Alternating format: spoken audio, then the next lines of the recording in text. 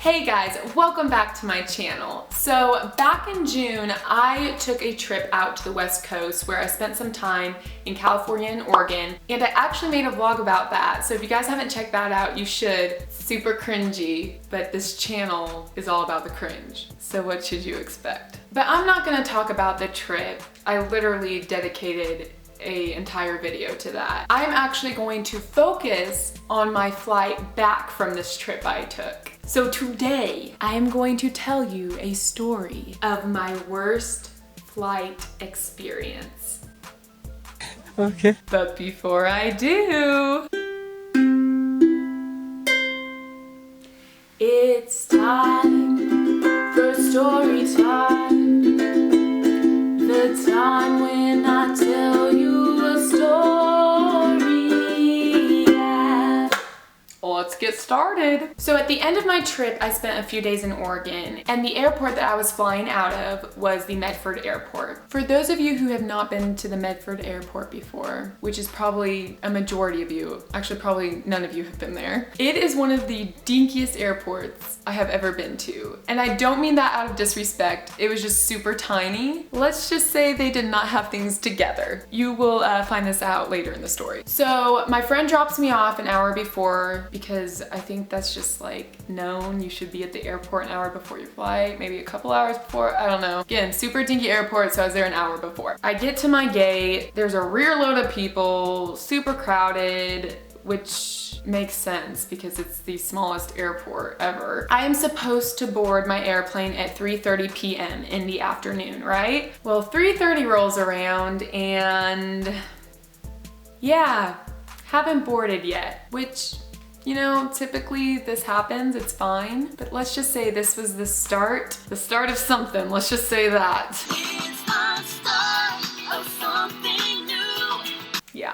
I won't explain what all happened in my wait time, but basically we don't board until 4 o'clock. And normally this wouldn't be a big deal to me, but when I would land in Denver is when my other connecting flight would be boarding. So I didn't have much time. So I already would have to book it to my gate in Denver, and we were already late leaving Medford, so you could see why I was just a teeny bit concerned. I knew that I didn't need to freak out because the airplane in Denver that I was taking off on, the boarding timeline, they gave you about half an hour, so I was like, I'll still be okay, I'll just have to like double book it to the gate. So I get on this plane, and just like the airport, it is dinky. Danky, dinkity, dinkity dank. We were crammed. I love babies, I love children, but there was a crying baby in front of me. The couple rows behind me, there was some family reunion going on. They were getting drunk from the alcohol that they had purchased on the airplane. Which, guys, okay, let me just stop the story. I do not understand why would you buy expensive airplane alcohol when they literally give you free pop? Like, I am happy with my little shot glass of Dr. Pepper, okay? I get it for the great price of $40. I'm not gonna spend like $20 on a little thing of white wine. I am happy with my little cup of Dr. Pepper. Free Dr. Pepper. Anyways, we're flying, we're almost halfway to Denver, and the pilot comes over on the intercom system and says, yeah, we are experiencing some severe weather near Denver. We are going to have to circle around a few times before we can land, and I'm given the clear. okay, well, that shouldn't be too bad because if we just circle around a few times, hopefully I can still land in time to get to my next flight. So I wasn't freaking out yet. But about 5 minutes later, Mr. Pilot Man comes back on and says, yeah, actually, we are gonna have to stop and get more fuel before we can land in Denver since we'll be in the air longer. Duh, what?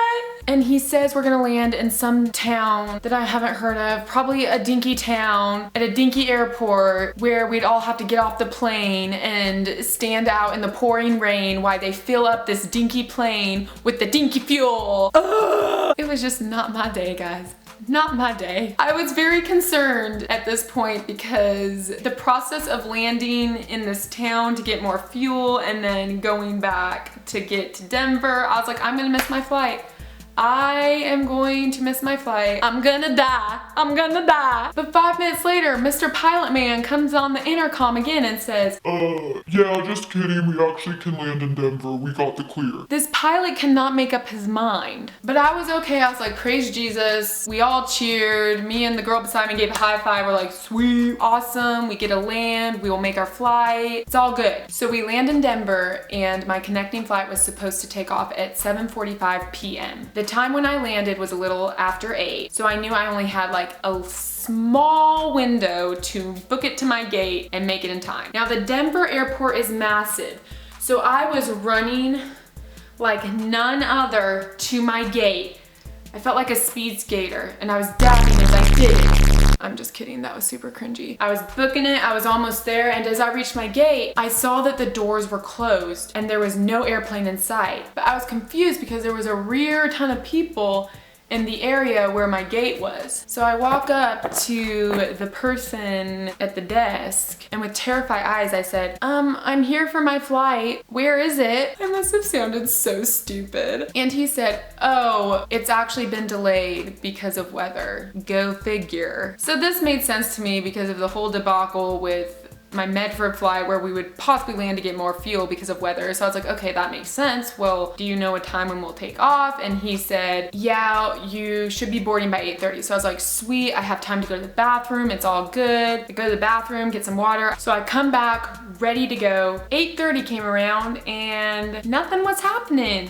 No one was boarding. There was no airplane in sight. We were all just sitting there. And here comes the person over on the intercom system at our gate and says, The airplane you are currently supposed to be taking off on is still circling in the air because of weather. It'll be another half hour. Duh, what?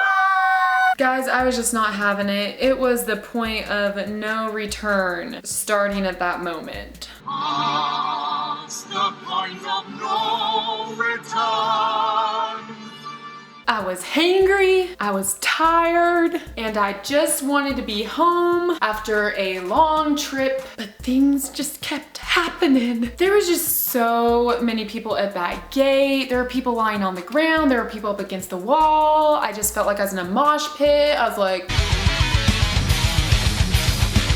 oh my gosh, smelling some funky smells. Get me out of here. I want to get on my plane. I just want to eat. Ugh. And before y'all say, oh, Eden, go get food in the airport. Hello, they have food places. Do you think I'm about to drop $10 on an airport sandwich? No, thank you. My cheap rear will get on the airplane and eat some free peanuts that they pass out. Okay? I ain't about to fork out alone for airport food when I can have free airplane food. Yeah. So as I was waiting there for the airplane to show up, who knows when, I started up a conversation with an older lady that was sitting beside me. Pretty much, she told me her whole life story. I mean, we were there for like how many hours? And the only thing I remember from her telling me her life story was her son got a girl pregnant. She had 3 dogs, and all she wanted to do was go home and take off her bra.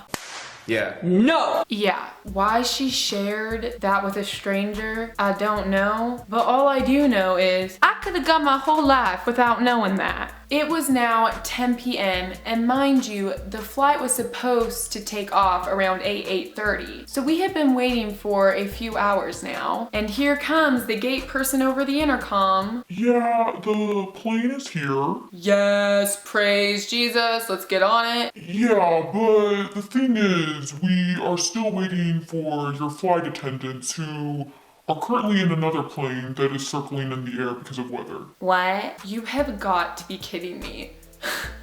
Can't they just call someone last minute to be our flight attendants? I mean, I volunteer as tribute to be a flight attendant for this flight because I just want to get home, okay? I'm sure Miss Takeoff Bra Lady will be the other flight attendant. Like, can we just please get on this flight For crying out loud. Guys, the thing is, I couldn't be too mad about this situation because people can't control the weather. It's an act of God. It's not their fault. It's the weather. So that's the frustrating thing. I couldn't even be mad at people because they can't control the weather. I was just so hangry and the airport food is so expensive and I just wanted the free airplane food, but we weren't on the airplane yet. I also felt bad because my little sister was supposed to pick me up from the airport where I was landing at home, and gosh dang it, by the time I'd get home it'd be like 4 o'clock in the morning, and people get nappy at 4 o'clock in the morning. So to pass time, I was walking around the airport. I walked back and forth on the moving floor, you know, like the escalator, but it's like a moving floor. Yeah, I'm that child that does that, and I have a dang good time with it. It's a great form of exercise, plus I giggle every time like I'm on it, like, and people are walking beside me, but I'm not walking and I'm going faster than them. I was so delirious, guys. It was not okay. So after about 30 minutes, I stopped with the giggling and the going back and forth on the moving floor, and I went ahead and sat down by Take Off My Bra lady, and it was about 11 o'clock, and Mr. Gate person comes over on the intercom and says, yeah, your flight attendants are now here, so if we could start the boarding. And everyone started cheering. The plane was finally here. The flight attendants were finally here. It was super cringy. People were hugging each other, jumping up and down, clapping. I was feeling the cringe real time because I was one of those people like cheering. But we were just thrilled to finally be boarding after 5 ever. So I got on the plane, and this plane was huge, guys. It was massive. It was nice. I was pumped. So just to break it down for you guys, for those of you who haven't flown much, they usually have like a first class, which is like the business section, where you obviously pay a little bit more because you have more space, you get better food service, everything. And then there's like economy or middle class. Well, I like to section planes in 3 different parts. The first section of the plane, which is like the business section, I call royalty, because literally they're treated like royalty. They get like loungy chairs, they get some cocktails, they got some finger foods, it's all a good time. The second section I call the peasant section. Don't take that word the wrong way, it's just we're not treated like royalty. We just get some peanuts and some pop and whatnot. The third section I still call the peasant section, but it's where you're in the peasant section, but you have to sit by the bathroom. Guess which section I was in? You probably guessed it right. I was in the peasant section by the bathroom. Got some funky fresh smells up in there. But I was okay. Again, it was a huge plane. I had plenty of room. I was sitting by some nice people. It was good. I was like, you know what? I'll look at the positive in this. If I need to go to the bathroom, boom, it's right there, y'all. I can just walk in the bathroom if I want. I was ready for some snackage, some free airplane food, my peanuts, my Dr. Pepper. I saw the flight attendants already taking care of the royalty section. They were giving them some warm towelettes and some cocktails. And I was like, ooh, we're about to get our food. We're about to get our food. I'm so excited. I'm so hangry. I just want my food. And in my head, I thought, surely nothing else can go wrong, right? Yeah, wrong. From the moment I sat on that plane, everything was about to go downhill. Everything. So we took off at 11:45, almost midnight, so tired, so hangry. We got in the air to a point where the flight attendants could serve us our snacks. And then I hear the intercom and a flight attendant comes on. Yes, if there is a doctor or medical person on board, could you please come to the back of the plane instantly? I was sympathetic. I was like, oh no, is someone dying? Like, what's happening? Is someone having a heart attack? Are they okay? Like, I'm really worried about that, but also, I'm sorry, I'm hangry too, so, I was like, surely, like, they'll fix this, and selfishly, I was also hoping that I'd get my peanuts and Dr. Pepper. As I was waiting there for a few minutes, nothing was happening. There's about 6 flight attendants on this flight, and I was like, okay, well, surely a couple of them can take care of this medical situation, and the others can, like, serve the peasants, please? Well, after a few minutes, all the flight attendants were scurrying to the back of the plane and focusing on that, which I get, that's okay, there's a medical emergency happening, like I get it. We need to focus on that. That's the most important thing right now. But also I'm hangry. So about 30 minutes pass and I was just thinking in my head, what the heck? Like, how can a medical emergency take this long? Like, what is going on? Where I was sitting on the plane, I was in the front of the peasant section by the bathroom. So if I were to look behind me, there's about like, I don't know, the range of 50 to 100 people behind me. I would turn around and look and there'd be a million eyeballs staring at me. It looked something like this.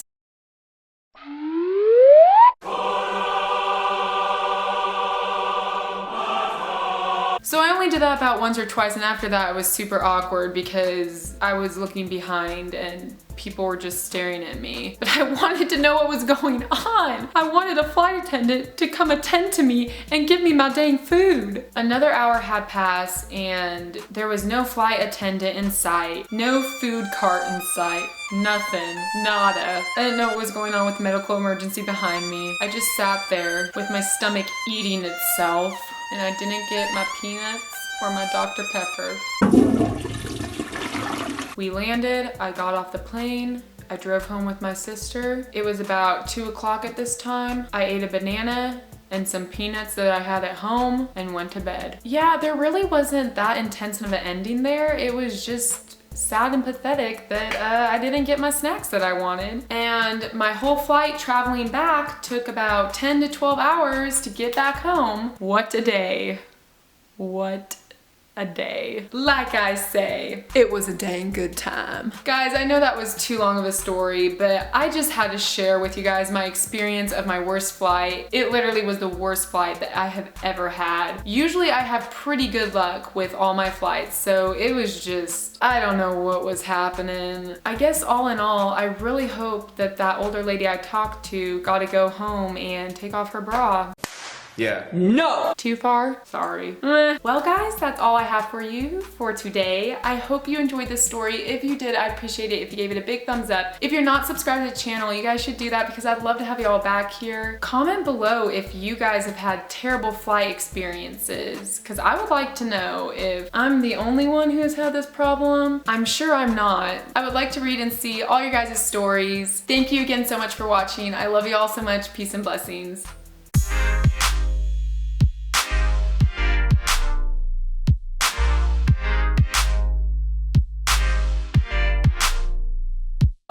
Yeah. No!